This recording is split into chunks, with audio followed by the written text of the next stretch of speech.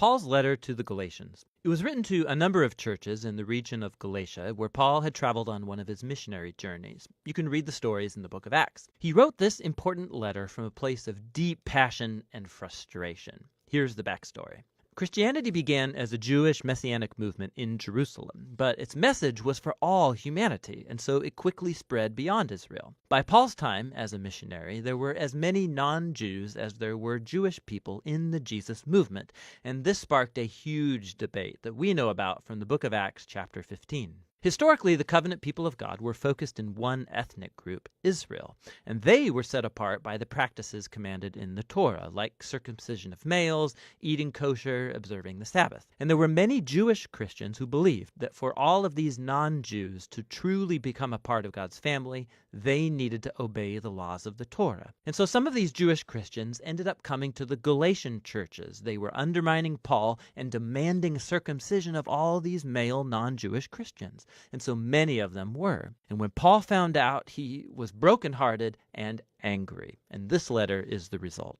He first challenges the Galatians with his summary of the gospel message about the crucified Messiah.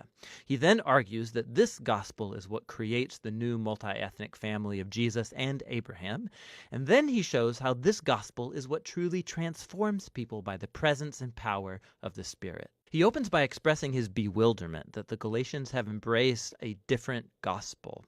It's the one promoted by these Christians who badmouth Paul and demand circumcision. So Paul first defends the authenticity of his message and authority as an apostle. He was commissioned by the risen Jesus himself to go to the non-Jewish world. Remember the story from the book of Acts. Paul says it was only later that he went to Jerusalem to consult the other apostles like Peter or James. And when he told them he wasn't requiring non-Jewish Christians to be circumcised or eat kosher, they were in full support. But this tension ran deeper. Peter had come to Antioch to visit and see all of these non-Jewish Christians, and he was eating and mingling with them. But when some of this Jerusalem opposition group showed up in Antioch, Peter caved under their pressure. He stopped eating with these uncircumcised Christians, and he was avoiding them. And so Paul confronted and accused Peter of hypocrisy, of not staying true to the gospel. For Paul, demanding these new Christians to become circumcised and Torah observant, it's wrong-headed for all kinds of reasons. First of all, because it's a betrayal of the gospel. Or in his words, people are not justified by the works of the Torah, but rather by the faith of Jesus the Messiah. And we have faith in the Messiah Jesus. To be justified, or literally to be declared righteous, it's a rich Old Testament term for Paul. It's when God declares that someone is in a right relationship with him.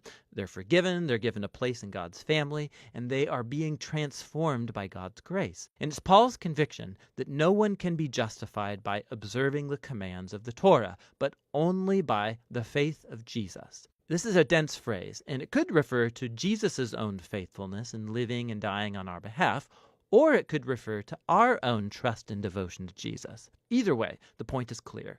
People are justified only through trusting in what God did for them through Jesus, not by what they do for themselves.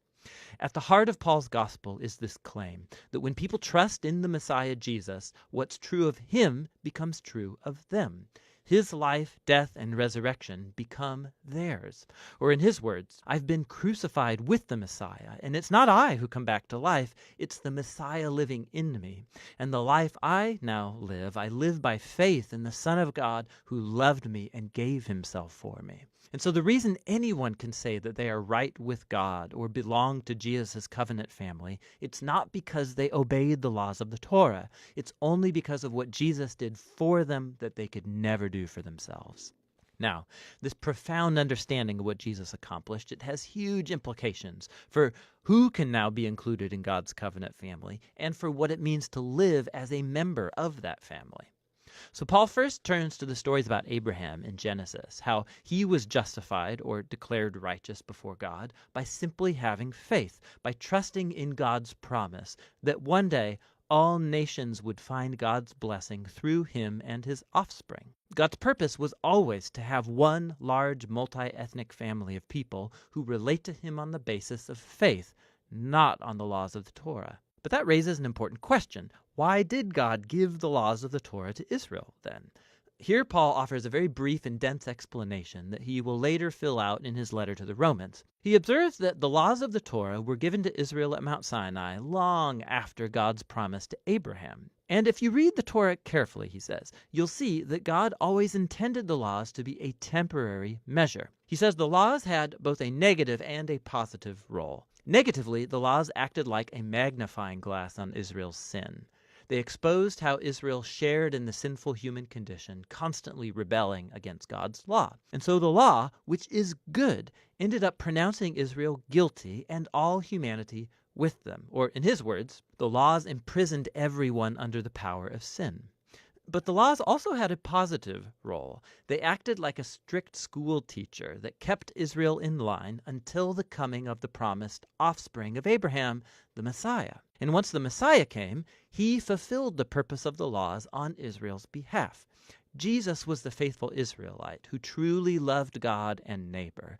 And as Israel's king, he died to take the curse and consequence of Israel's failure into himself and bring redemption. And so now through Jesus, the offspring of Abraham, God's blessing can come to all people, regardless of their ethnicity, social status, or gender.